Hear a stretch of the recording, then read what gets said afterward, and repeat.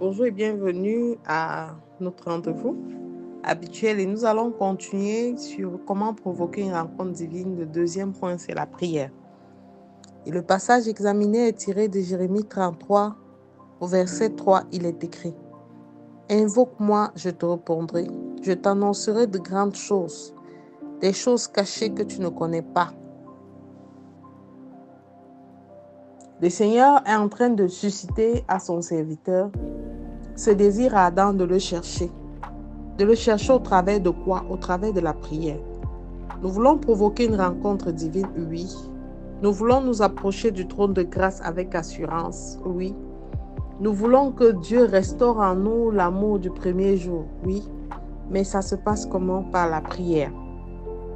La prière nous donne l'assurance que nous marchons avec un Dieu capable et qu'il est celui-là qui prend le relais lorsque nous ne pouvons plus rien faire.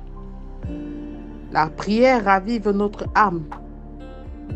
Lorsque le psalmiste disait dans le psaume 63, « Tu es mon Dieu, mon âme a soif de toi, Seigneur.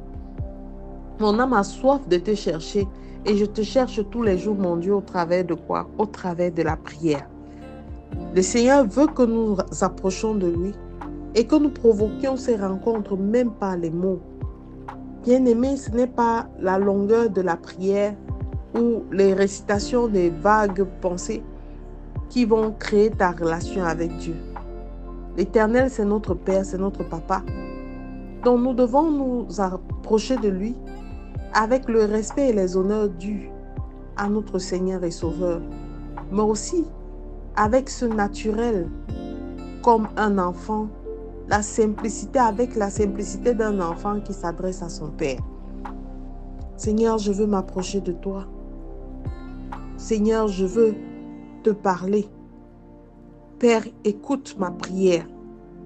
Jésus même disait à ses disciples dans l'évangile de Luc au chapitre 18, verset 1, il leur donnait des paraboles en leur disant, il faut toujours prier et ne point se relâcher. Bien-aimé, prie. La prière a cette capacité de te transformer, de transformer un faible peureux, de transformer un faible peureux en un guerrier redoutable. La prière a cette capacité de mettre ton âme, ton corps tout entier en feu, au point où tous ceux de ton entourage qui ne sont pas connectés, qui n'ont pas la même connexion que toi, se sentent mal à l'aise. La prière a cette capacité de permettre au Seigneur de déployer ses anges en notre faveur dans tous les lieux où il est nécessaire d'intervenir. Au travers de la prière, qu'elle soit personnelle ou pour les autres, le Seigneur agit de manière exceptionnelle. Alors, bien-aimé, ne néglige pas la prière. La prière ne tue pas. Elle nous remplit de puissance. Elle nous remplit de force. Elle nous donne surtout cette capacité de développer ce côté surnaturel pour nous rapprocher de l'être que Dieu est. La prière nous donne cette possibilité de nous rapprocher de Dieu. Il nous a dit, vous êtes des co-héritiers de Christ. Alors comment serons-nous co-héritiers dans la chair puisque Christ ne vit plus dans cette chair? Il est un esprit. Et la parole de Dieu nous dit, tout ce qui s'attache à Dieu forme avec lui un seul esprit. Bien-aimé, prie. Prie pour demander au Seigneur.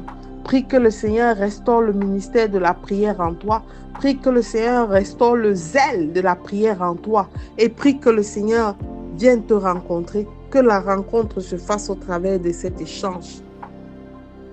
Pendant la prière, des choses exceptionnelles se passent. Bien-aimé, en examinant les paroles de Luc 9, 29, vous constaterez que pendant qu'il priait, le visage de Jésus-Christ se changea et son vêtement devint d'une éclatante blancheur. C'est l'œuvre de l'onction de Dieu en action en lui. Et la même onction est disponible pour toi. Bien-aimé, il est temps que le Seigneur te révèle tout ce qu'il a comme plan pour toi. À toi maintenant de comprendre qu'il est temps de te rapprocher de lui, de revenir dans son intimité et de bâtir une relation particulière avec ton Dieu. L'année finie, mais je disais, la fin d'une chose vaut mieux que son commencement. Alors aujourd'hui, je t'invite encore à faire cette prière, Père éternel. Je te bénis pour ce que tu as fait pour moi comme sacrifice sur la croix au travers de ton Fils Jésus. Je le confesse dans ma vie comme mon seul Seigneur et mon seul Sauveur. Et je prie, Seigneur, que tu restaures en moi le zèle de la prière. Mon âme a soif de toi, Seigneur. Révèle-toi davantage à moi. Je viens à ta rencontre, Père éternel, tel un enfant qui cherchait la face de son Père.